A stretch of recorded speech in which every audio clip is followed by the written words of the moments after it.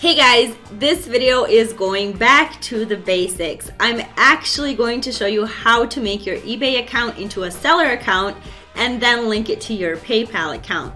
We're going to go over some policies such as the return policy as well as your own account policy on eBay. So let's go ahead and jump into that presentation now.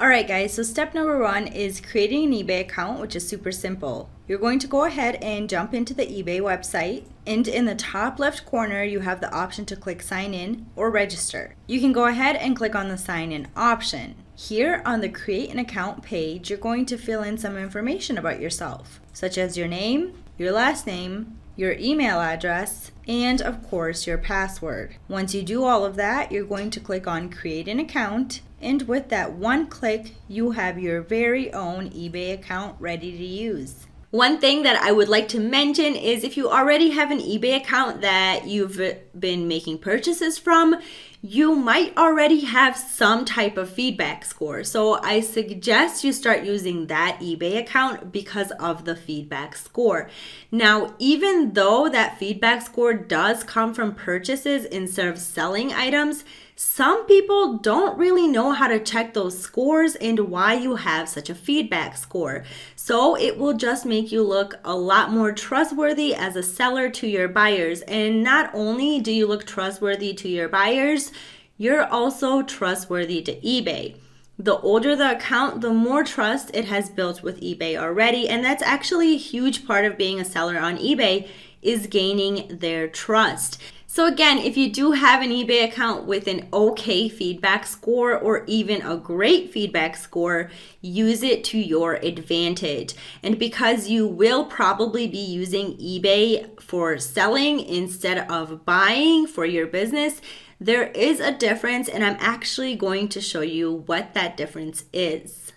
So now, because you are selling on eBay, you are required to give eBay a little bit more information about yourself. You're going to go ahead and jump into My eBay, and you're going to click on Selling. Here you will also need to provide some information, such as the country or the state that you are coming from, your address, additional information, which is optional, city, state, province, or region, and of course, postal code. So when you have all of that information, click on Continue, and there you have it. Welcome to your selling overview.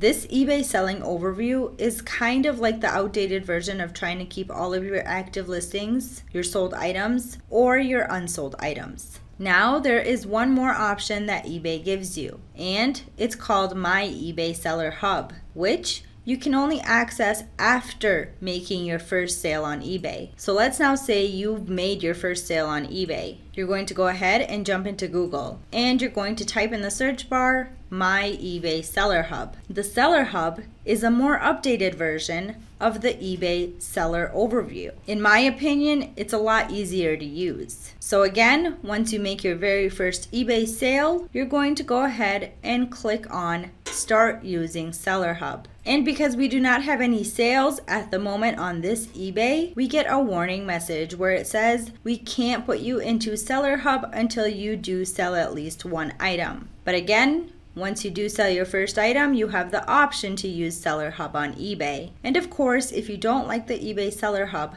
you can always go back to My eBay Selling Overview. Alright guys, so in the next step, I'm going to show you how to link your eBay account to your PayPal account. And the reason why eBay wants you to link your eBay account to your PayPal is because they need a method to charge you for all of their eBay fees. So before we start, you will need to have a PayPal account set up. So if you do not have one yet, please go ahead and set up a PayPal account and then come back to this video.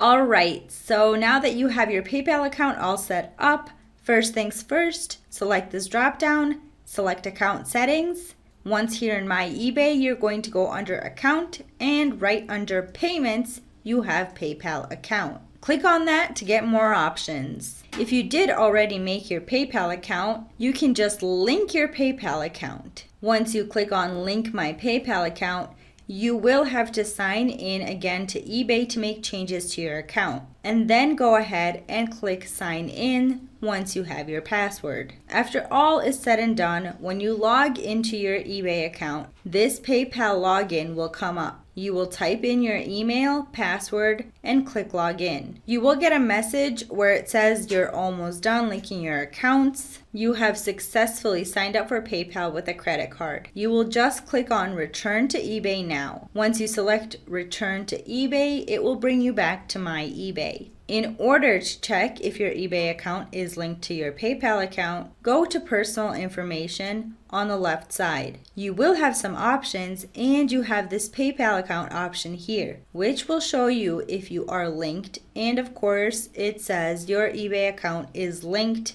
to this PayPal account for purchases. There you have it. It's really as simple as that. And of course, if you're a little bit unfamiliar with the eBay fees, make sure to read up on that or check out our YouTube videos that we have up just to know what they're charging and how much they're charging for their services and fees.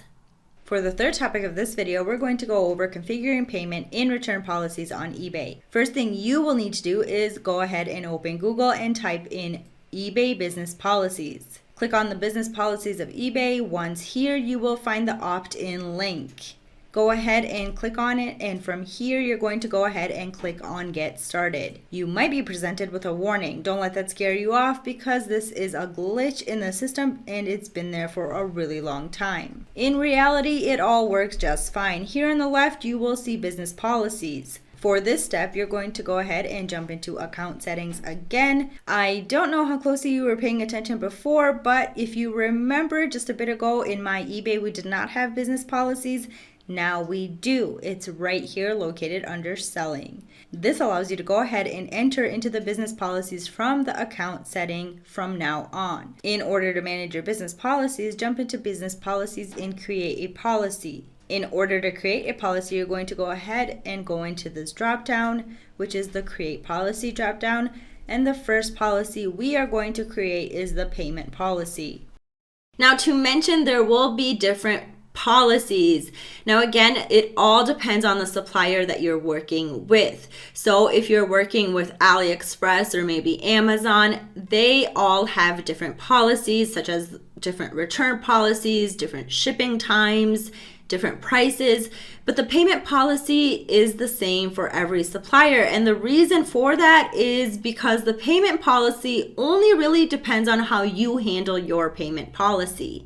So here, because the policy is all depending on you, you can name the policy whatever you would like. For this example, I'm just going to name it payment policy. For the policy description, there is really no need to add anything. I will set it as my default policy because most chances are I will only have one. Below, you have the option to select at least one payment method, so go ahead and select PayPal. You're going to fill out your PayPal account as well as your email address. Once you have your email address in for your PayPal account, check it, double check it, and triple check it. And this is because your payments may go to someone else if you do not have the correct email address. Once you have your email address, you will select the Require Immediate Payment when buyer uses Buy It Now. The reason why we select the immediate payment when buyer uses Buy It Now is because when a buyer on eBay selects your item as Buy It Now, puts it in their cart, but does not at the end purchase it, it will still act as an open transaction. And when a lot of people have open transactions with you,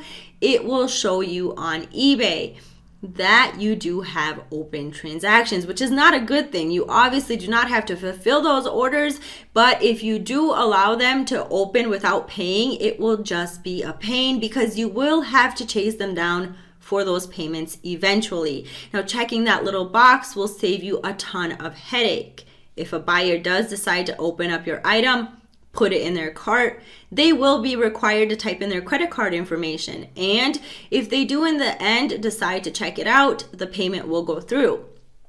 If not, it will automatically just close up and you'll have nothing to do with it. These other options you see here are actually not relevant to us. So this is actually all that you have to do to create a payment policy, and it's super simple. Once you have all the required information filled out, save all of your information, and with that you have successfully created a payment policy. Now to create a new policy, which is the return policy. The return policy is a little bit more complicated, but it's still very simple. So again, you give it a name such as return policy for AliExpress. And again, no one can see the policy name. This is just for you. So you might actually have a return policy for Amazon. You might have a policy for AliExpress. This policy name is just for you for easier navigation. Set as default return policy. Below we have domestic returns accepted as well as international returns accepted. You have the option to unselect these, which I do not recommend. I actually recommend you to have these available so your buyers see that you accept returns, making it easy for the buyer to decide whether they want to buy the product from you or not. At the bottom we have, after receiving the item, your buyer should contact you within, you have the option to select 14 days, 30 days, as well as 60 days. eBay does not like the 14-day return policy. They would much rather prefer the 30-day policy just because it's easier for everyone. Down below we have the return shipping will be paid by buyer. And this is only if the buyer has a not so valid reason why he's giving their product back, such as changing his mind. If the buyer decides to change his mind, doesn't like the product anymore, the buyer will be paying for the return shipping.